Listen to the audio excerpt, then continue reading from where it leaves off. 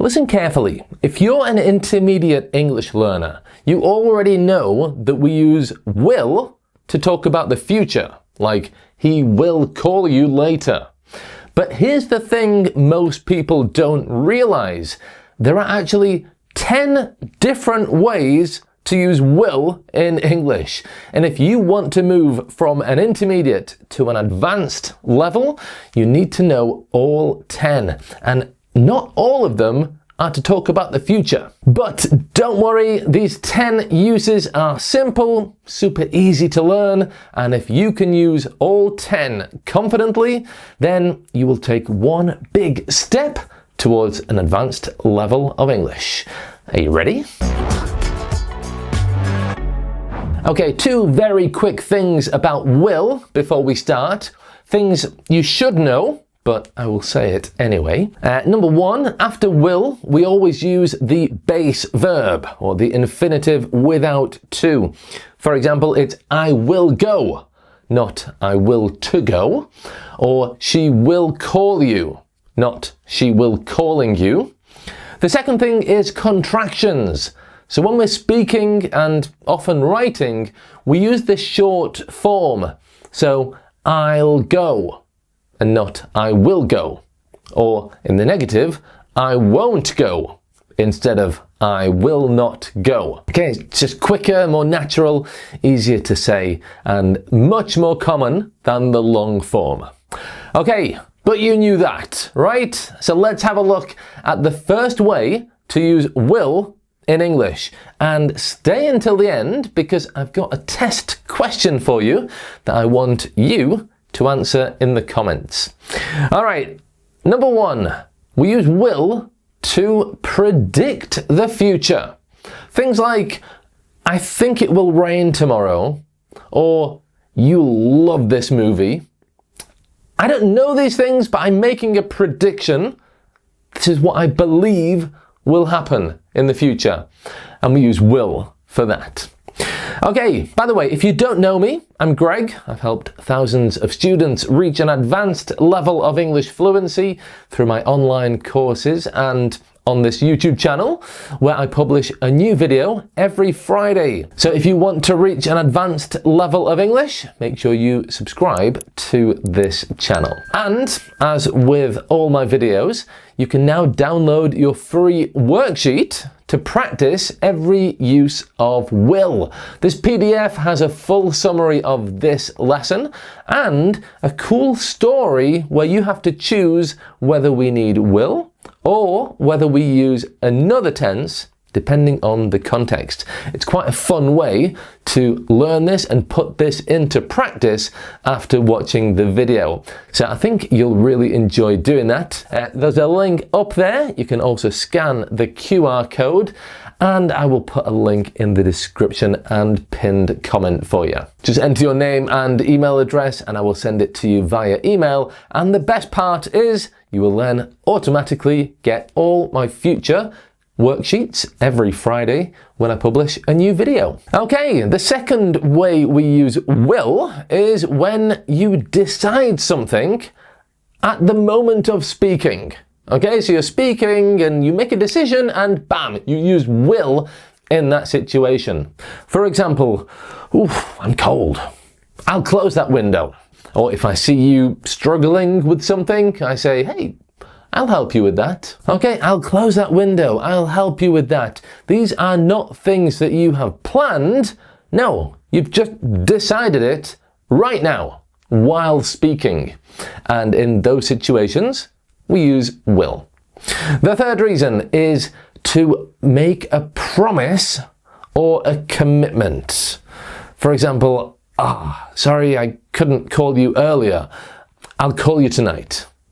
Okay, or, yeah, your secret is safe with me. I won't tell anyone, I promise. Okay, both of these examples are promises, so we use will. And if you want to make it stronger, then you can add things like that. I promise at the end of the sentence. Or definitely, I'll definitely call you tonight. All right, the fourth way is when you offer or politely request something. So an offer could be, hey, I'll make you some tea. All right, I'm offering to make you some tea, which is what I normally do when somebody comes to my house. I'll make you some tea. Or to politely request something, instead of open the window please, which is a direct order, we can say, will you? Will you open the window please? Okay, it's the same as can you? Can you open the window please?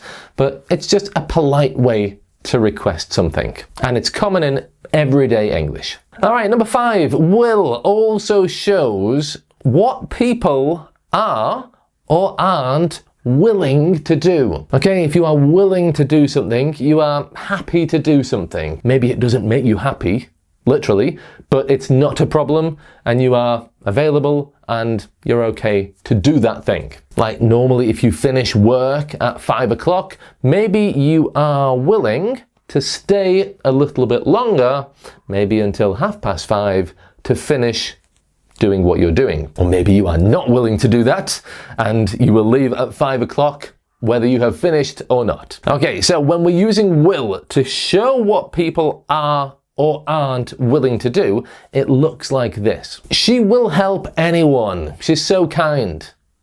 Okay, so I'm not talking about the future. I'm just talking about the fact that this woman is very kind and she is willing to help anyone. Now, in the negative, it looks like this. He won't listen to me. In other words, this person here is just not willing to take my advice. I talk to him, I tell him to do things, I give him my advice, but he won't listen to me. Again, we're not talking about the future, we're talking about something that happens now and regularly. This person is just not willing to listen to me. Okay, so both in the positive and negative here, we're not talking about the future, we're talking about attitude. Okay, I know this is a lot of information, so remember you can get my free worksheet. It's a PDF. Just click the link in the description or scan that code and I will send it to you via email. It's my gift to you, and as I said before, you will also then automatically receive all my future free worksheets. Okay, number 6, we use will for repeated behavior, especially when we find it annoying. For example, I told you, but you will ignore me. So again, we're not talking about the future here. We're talking about your attitude, which I find annoying. Because I tell you, I give you my advice. Let's imagine a father speaking to a daughter or son. I told you, but you will ignore me. I give you my advice and you ignore me time and again and again and again. And when we are annoyed by this, we can use will. You will ignore me. Okay, here's another example. People will talk. That's life. In other words, maybe there's a rumor in your office and people are talking about the rumor. What can you do about it? Nothing, you know? People will talk. That's life. Again, not talking about the future, I'm talking about something that happens now regularly and it is annoying. Now, one important thing when you're using will in this particular sense, we need to stress the word will. This normally doesn't happen. Normally the word will is very, very short in a sentence. That's why we use the contraction. I'll call you tomorrow. Will is so short that it sticks to I. But we need to stress will, okay? You will ignore me. People will talk. We cannot use the contraction in this way. Okay, the 7th way is a bit strange because normally we don't use will immediately after the word if. I often teach my students when we're doing the first conditional, it's never if I will blah blah blah. No, if I will makes me ill. Okay, it's wrong, it's blah, makes me ill. It's just wrong. But every rule has an exception in English, right? And here, the exception for this rule is when we're talking about willingness, like if you are willing to do something, or the opposite, refusal, when you refuse to do something. So, talking about willingness, we could say, if you will wait a moment, I will get your coat. Okay, here I'm talking about if you are willing to wait a moment. Not if you wait a moment, but if you are willing to wait a moment. Small difference, but it's just a little bit less direct, and we can use this in more formal or extra polite situations. Now, the opposite is refusal. If you are not willing to do something, if you refuse to do something, let's have a look at this example. If he won't come, we'll start without him. In other words, if he refuses to come, we will start without him. Okay, this is a really common use of the word won't. All right, she won't eat her vegetables. She won't come. She won't listen to me. All these mean she refuses to do those things. And again, we're using will, but we're not talking about the future. It's a current behavior that is present and regular. Okay, number 8. Sometimes will can sound firm or official, right? So we use it for formal instructions. Look at these instructions from an exam. Candidates, they're the people taking the exam, candidates will remain seated. Students will submit their work by Friday. These are official exam rules or official university notices, and yeah, it's a really common way to see official, formal instructions. Okay, the 9th way, again, does not talk about the future. It talks about the present, and we use it to guess something using our logic, right? So if you hear a ding dong or a knock on the door, you might say, oh, that'll be the postman. Nobody knocks on the door at this time, so that'll be the postman. Okay, I'm using my logic to guess something that is happening now. The lights are off. They'll be asleep. Okay, I know they're home. I know the lights are off. So logically, I'm sure they are asleep. So I could say, they'll be asleep. Okay, again, not a future. It's just a deduction. You are deducing what you think to be true. Okay, remember, I've got a test question for you that I want you to answer in the comments. Before I tell you what that is, though, let's have a look at the 10th and final way to use will, and it is to be polite. So using will can make your speech more polite and less direct. And generally, in English, when we're speaking, we never want to be direct, okay? We always want to kind of be as indirect as possible so that we appear to be polite. It's just the English way of speaking. So, at the end of a class, I could say, right, that will be all for today. Okay, it's just a polite way of saying that is the end of the class.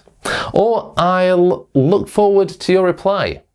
Again, you will hear people saying, I look forward to your reply, but you can also say, I'll look forward to your reply. It's just a little bit more polite. Okay, it's formal, it's gentle, and it's respectful. So, use it if you want to be formal, gentle, and respectful. If not, no worries. Okay, let's have a look at the question. Remember, you can download the summary of today's class to refresh your memory of all these 10 ways to use will to reach an advanced level of English. It's free and there's a link in the description.